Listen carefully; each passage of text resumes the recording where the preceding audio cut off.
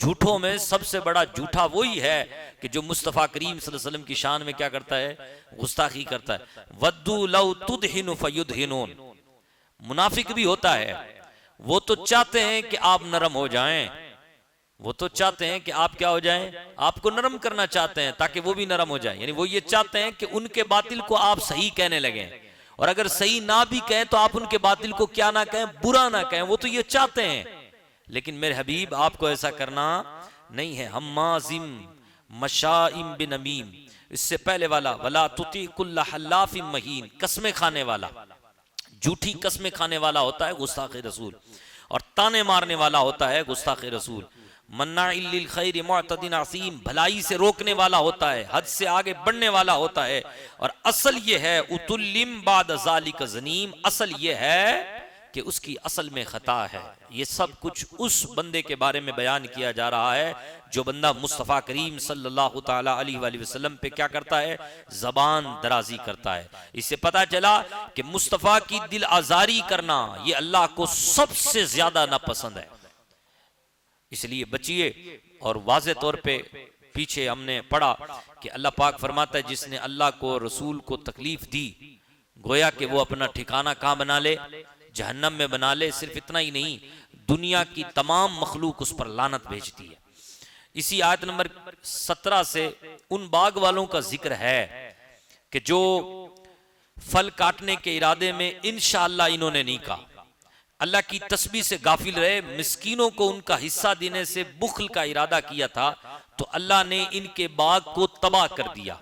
اس کے بعد ان کے پچھتاوے اللہ تعالیٰ کی طرف سے رجوع کرنے کا ذکر ہے۔ اس کا مطلب یہ ہے کہ بھائی کوئی بھی کام کریے تو اس کے پیچھے یہ سوچ رکھیے کہ بے شک کر تو ظاہری طور پہ میں رہا ہوں، لیکن یہ ہوگا تبھی جب اللہ چاہے گا۔ اور دوسری بات یہ کہ آپ یہ ارادہ رکھیے کہ اللہ نے جب مجھے دیا ہے تو میں اس میں سے اپنے کمزور بھائیوں کو بھی حق دوں۔ حضور کا فرمان ہے، مصطفیٰ نے فرمایا اے مالداروں، تمہیں جو مال ملا ہے نا وہ کمزوروں کے صدقے سے ملا ہے، مسکینوں کے صدقے سے ملا ہے، تو مسکینوں کو بھی حق ادا کرنا چاہیے، مسکینوں کا بھی، ان کو بھی جو ہے تعاون کرنا چاہیے۔ جب اللہ نے آپ کو نوازا ہے تو خوش دلی کے ساتھ آپ جو ہے ان کا حق ادا کیا کریں۔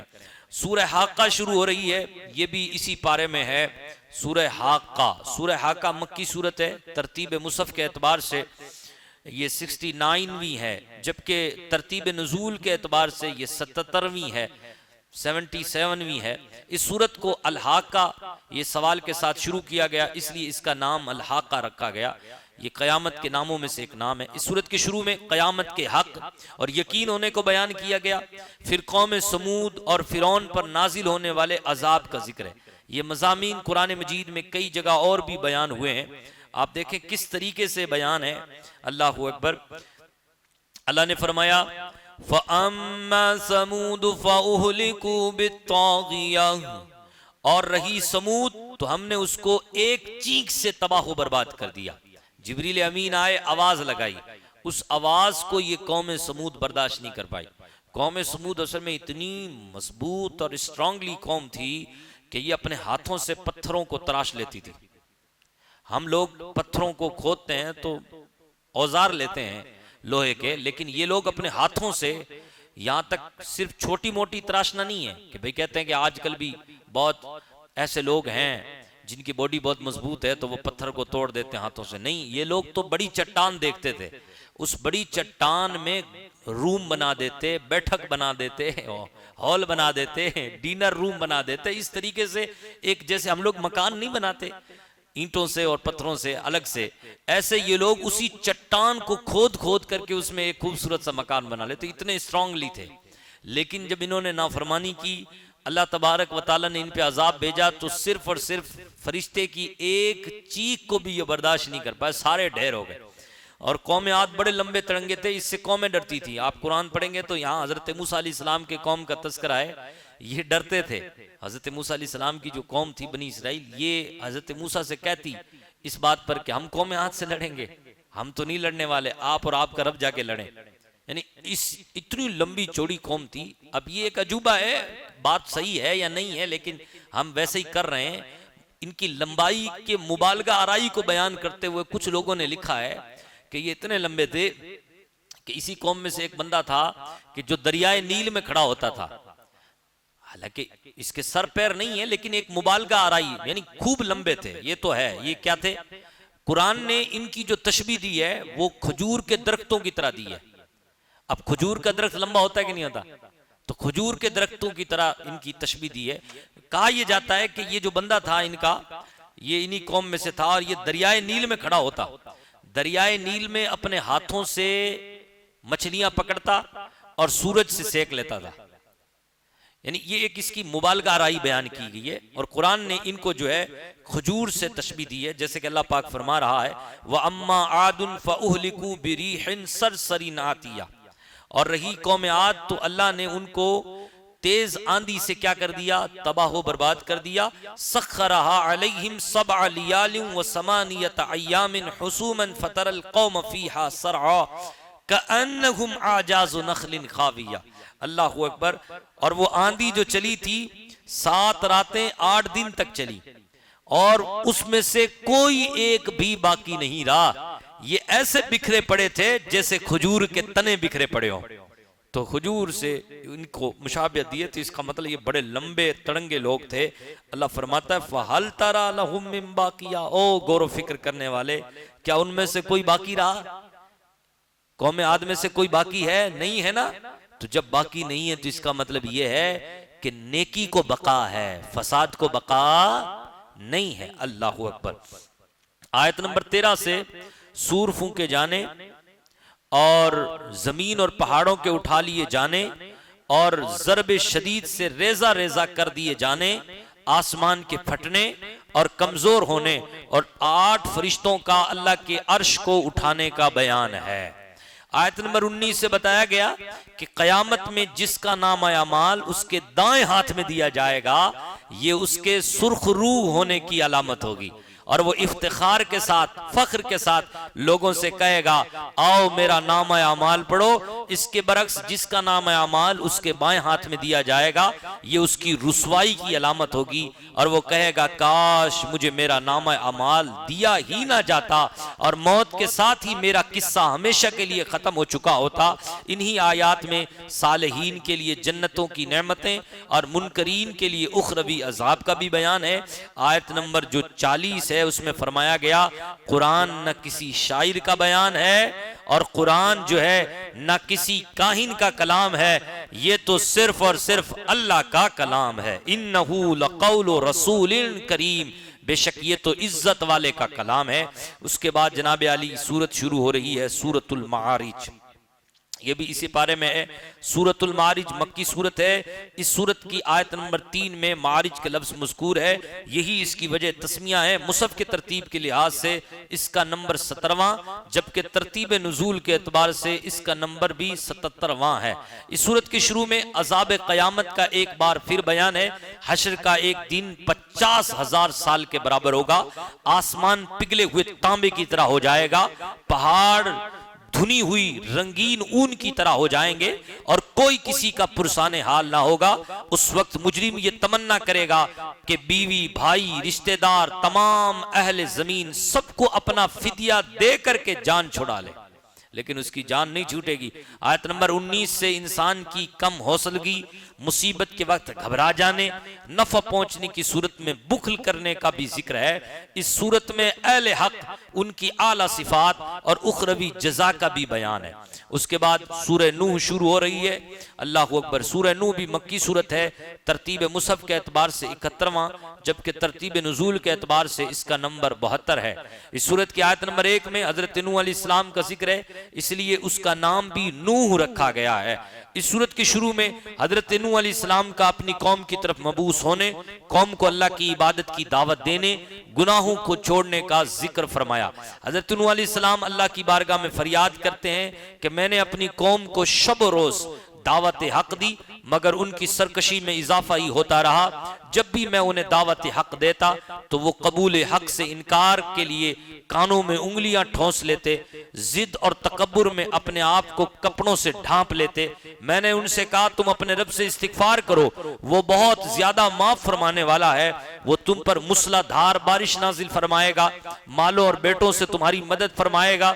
جب نوح علیہ السلام جماعت انبیاء میں طویل ترین عرصہ تبلیغ گزارنے کے بعد قوم کے ایمان سے مایوس ہوئے تو انہوں نے ان کے لیے دعائے عذاب کی کہ اے اللہ ان کا نام و نشان مٹا دے، اور اسی موقع پر اپنے لیے اور اپنے والدین کے لیے اور جملہ مومنین اور مومنات کے لیے دعائے مغفرت بھی فرمائی۔ اس کا بھی ذکر اسی میں موجود ہے، جیسے کہ یہ اس سے پتا چلا رب غفر لی ولوالدی ولمن دخل بیتی مؤمنا وللمؤمنین والمؤمنات ولا تزد الظالمین الا تبارا۔ اس سے پتا چلا کہ بندے کو چاہیے کہ وہ اپنے لیے بھی دعا کرے اور تمام مسلمانوں کے لیے بھی کیا کرے؟ دعا کرے۔ اس سے پتا چلتا ہے کہ کسی کے انتقال کے بعد آپ جو دعا کرتے ہیں وہ غلط نہیں ہے، بلکہ عین قرآن کی تعلیمات کے مطابق ہے۔ اچھا جناب، اس کے بعد سورت شروع ہو رہی ہے سورہ جن۔ سورہ جن مکی سورت ہے، ترتیب مصحف کے اعتبار سے 72واں، جبکہ ترتیب نزول کے اعتبار سے اس سورت کا نمبر 48 ہے۔ جنات کی ایک جماعت کا پہلی آیت میں قرآن مجید سننے کا ذکر ہے، اس لیے اس سورت کو الجن کے نام سے موسوم کیا گیا ہے۔ اس سورت میں اس امر کا بیان ہے کہ جنات عالم بالا میں خبروں کی سن گن لینے کے لیے جایا کرتے تھے، مگر اب وہ وقت آ گیا تھا کہ عالم بالا میں یعنی آسمانوں میں ان کا داخلہ بند ہو گیا ہے، اور جو بھی جاتا محافظ ان کا راستہ روک لیتے، آگ کے گولے ان پر برسائے جاتے۔ جنات نے مشورہ کیا کہ پوری روئے زمین کا جائزہ لے کر دیکھیں کہ آخر یہ سارا منظر کیوں تبدیل ہو گیا، ضرور کوئی بڑی تبدیلی آئی ہے۔ حضرت ابن عباس رضی اللہ تعالیٰ عنہما نے بیان کیا کہ ان کی ایک جماعت تہامہ مکہ کی طرف گئی، وہاں نبی پاک صلی اللہ علیہ وسلم کے عکاس کے بازار میں اپنے اصحاب کو صبح کی نماز پڑھا رہے تھے۔ جب انہوں نے قرآن کو سنا تو کہا یہی وہ چیز ہے جو ہمارے اور آسمان کے درمیان حائل ہو گئی ہے۔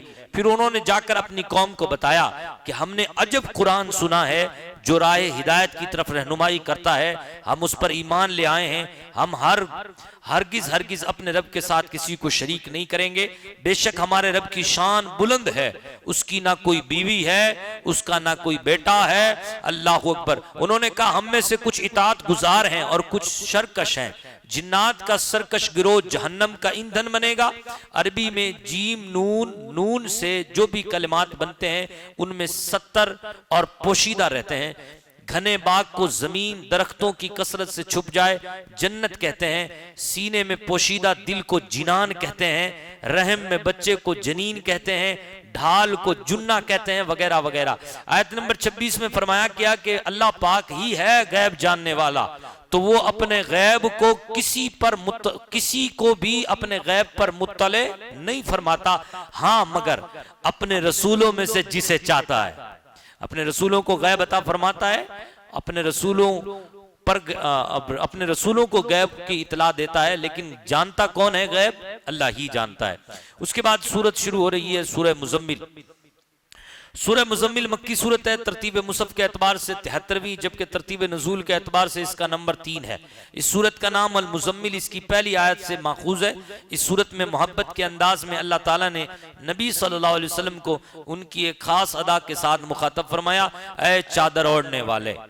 اس صورت میں اللہ نے نبی پاک صلی اللہ علیہ وسلم کے قیام اللیل کا بیان فرمایا، رات میں عبادت کرنے کا بیان فرمایا۔ قرآن کے انداز سے بیان سے معلوم ہوتا ہے کہ آپ ساری رات قیام فرماتے تھے، تو اللہ نے فرمایا آپ رات کو نماز میں قیام کریں، مگر تھوڑی آدھی رات یا اس سے کچھ کم کر لیں یا اس پر کچھ اضافہ کر دیں، اور قرآن ٹھہر کر پڑھیں۔ یہ بھی فرمایا کہ رات کو اٹھنا نفس پر سخت بھاری ہے، کلام کو درست رکھنے والا ہے۔ نیز فرمایا کہ آپ اپنے رب کے نام کا ذکر کرتے رہیں، سب سے منقطع ہو کر اسی کے ہو کے رہیں۔ آیت نمبر 17 میں قیامت کی ہولناکی کا بیان فرمایا، وہ بچوں کو بوڑھا کر دے گی۔ دوسرے رکوع میں پھر فرمایا کہ آپ کا رب جانتا ہے کہ آپ کبھی 2/3 رات کے قریب قیام کرتے ہیں، کبھی آدھی رات تک۔ اور کبھی تہائی رات تک، اور آپ کے ساتھ صحابہ کی ایک جماعت بھی مصروف عبادت ہوتی ہے۔ اللہ تعالیٰ نے تکرار کے ساتھ فرمایا کہ جتنا آسانی سے قرآن پڑھ سکتے ہیں پڑھ لیا کریں۔ علماء کرام نے فرمایا کہ یہ تہجد کے بارے میں ہے، آپ پر نماز تہجد فرض تھی، فرض نہیں تو پھر واجب تھی۔ آخر میں فرمایا گیا کہ تم اپنی بھلائی کے لیے جو کچھ آگے بھیجو گے اس کو اللہ تعالیٰ کے پاس اس سے بہتر اور زیادہ ثواب میں پاؤ گے۔ اللہ سے مغفرت طلب کرتے رہو، بے شک اللہ بہت مغفرت فرمانے والا اور بے حد رحم فرمانے والا ہے۔ اس کے بعد سورہ مدثر شروع ہو رہی ہے۔ سورہ مدثر مکی صورت ہے، ترتیب مصحف کے اعتبار سے 74ویں، جبکہ ترتیب نزول کے اعتبار سے سورت کا نمبر 4 ہے۔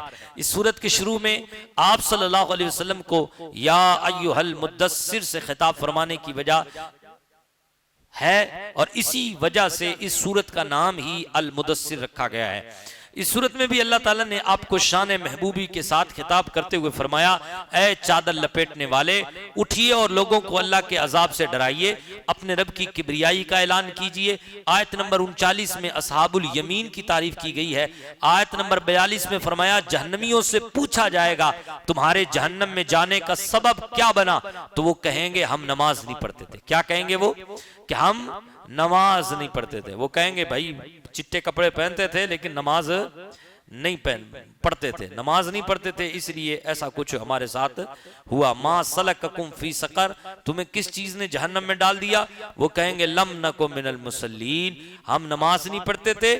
دوسرا یہ ولم نکو نطعم المسکین، ہم ضرورت مندوں کو کھانا نہیں کھلاتے تھے۔ اس کے بعد سورۃ القیامہ شروع ہو رہی ہے۔ سورۃ القیامہ مکی سورت ہے، اور جناب علی سورت کا نام اس کی پہلی آیت سے ہی ماخوذ ہے۔ ترتیب مصحف کے اعتبار سے 75ویں سورت ہے، جبکہ ترتیب نزول کے اعتبار سے اس کا نمبر 31 ہے۔ ان لوگوں کے اس صورت میں ان لوگوں کے بارے میں جو آخرت کے منکر ہیں اللہ تعالیٰ نے قسم ذکر فرمایا، اور فرما کر کے ارشاد فرمایا، کیا انسان نے یہ گمان کر رکھا ہے کہ ہم مرنے کے بعد اس کی ہڈیوں کو جمع نہیں کریں گے؟ کیوں نہیں، ہم اس بات پر قادر ہیں کہ ان کی انگلیوں کے پور جیسے پہلے تھے ویسے ہی ہم بنا دیں۔ آیت نمبر 16 سے فرمایا، اے رسول، یہاں پر دیکھیں کتنی گہرائی والی بات ہے کہ ہم پور میں آج تحقیق ہوئی ہے کہ جتنے بھی انسان ہیں ان کے انگلیوں کے پورے جو ہے آپس میں میچ نہیں کھاتے، ہر ایک میں ڈیفرنٹ موجود ہے، ہر ایک میں امتیاز موجود ہے، لیکن قرآن مجید فرقان حمید اللہ کی طرف سے یہ اس بات کا ثبوت دے رہا ہے کہ اللہ پاک نے فرمایا کہ ہم تو انگلیوں کے پور بھی لوگوں کے ویسے بنا دیں گے جیسے ہم نے پہلے بنائے تھے۔ اس کا مطلب یہ کہ اتنی باریکی کے ساتھ جو چیز بیان ہو رہی ہے وہ کوئی انسان کا کلام نہیں ہے بلکہ وہ اللہ پاک کا کلام ہے، سبحان اللہ۔ اور اس سورت کی آیت نمبر جو 16 ہے اس میں فرمایا گیا، اے رسول، وحی ربانی کو جلد یاد کرنے کے شوق میں آپ اپنی زبان کو حرکت نہ دیا کیجئے، اس قرآن کو جمع کرنا، آپ کی زبان پر جاری کرنا یہ ہمارے ذمہ کرم پر ہے۔ تو جب ہم یعنی ہمارا بھیجا ہوا فرشتہ پڑھ لے تو آپ اس پڑھتے ہوئے کی اتباع کریں، پھر اس کا معنی بیان کرنا ہمارے ذمہ ہے۔ سورت کے آخر میں آخرت کے احوال، موت کے منظر کو بیان کیا گیا، انسان کی پہلی بار پیدائش کی طرح جو پہلی بار پیدائش ہوئی تھی اس کی طرح دوبارہ زندہ کرنے کا بھی اللہ پاک نے یہاں پر بیان فرمایا۔ سورۃ الدہر یہ سورت شروع ہو رہی ہے، یہ مکی ہے یا مدنی ہونے کے مختلف اختلاف بھی ہیں اس کے حوالے سے۔ ترتیب مصحف کے اعتبار سے 76واں، جبکہ ترتیب نزول کے اعتبار سے بعض کے نزدیک 30واں، جبکہ بعض کے نزدیک 58واں ہے۔ اس کو سورۃ الانسان بھی کہتے ہیں۔ اس سورت کا نام اس کی پہلی آیت سے ماخوذ ہے۔ اس سورت کے شروع میں بتایا گیا کہ اللہ تعالیٰ نے بندوں کو ہدایت دے کر ان کی آزمائش کی ہے۔ اس سورت میں انفاق فی سبیل اللہ، مسکین، یتیم، اسیر، قیدی کو کھانا کھلانے کی نیکی کو اپنے بندوں کے وصف کمال کے طور پر بیان کیا ہے۔ اس سورت کی بیشتر آیات میں جنت کی نعمتوں کا تذکرہ ہے۔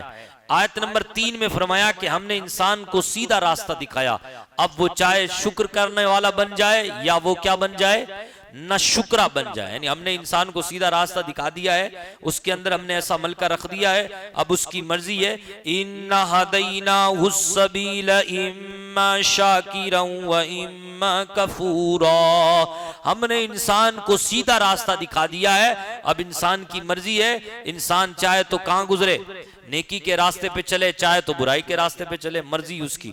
ہم نے اس کے اندر وہ ملکہ رکھا ہے، وہ ساری باتیں رکھی ہیں۔ اس کے بعد سورہ مرسلات شروع ہو رہی ہے، یہ اس پارے کی آخری سورت ہے۔ سورہ مرسلات مکی سورت ہے۔ اس سورت کی پہلی آیت کا پہلا لفظ المرسلات، اس کی وجہ تسمیہ ہے۔ ترتیب مصحف کے اعتبار سے 77ویں، جبکہ ترتیب نزول کے اعتبار سے اس کا نمبر 33 ہے۔ اس سورت کے شروع میں آثار قیامت کا ذکر ہے، اور بار بار تکرار کے ساتھ فرمایا کہ اس دن قیامت کو جھٹلانے والوں کے لیے ہلاکت ہے۔ آخر میں ایک بار پھر اہل تقوی کے لیے اجر آخرت اور اخری نعمتوں کی بشارت ہے۔ سبحان اللہ۔ ایک بار پھر اس آیت مبارکہ میں اللہ پاک نے اہل تقوی کے لیے اجر آخرت اور اخروی نعمتوں کی بشارت عطا فرمائی ہے۔ اس سورت کی آیت نمبر 15 میں مجرمین کے انجام کا ذکر ہے۔ آیت نمبر 29 میں جہنم کی ہولناکیوں کا ذکر فرمایا گیا ہے۔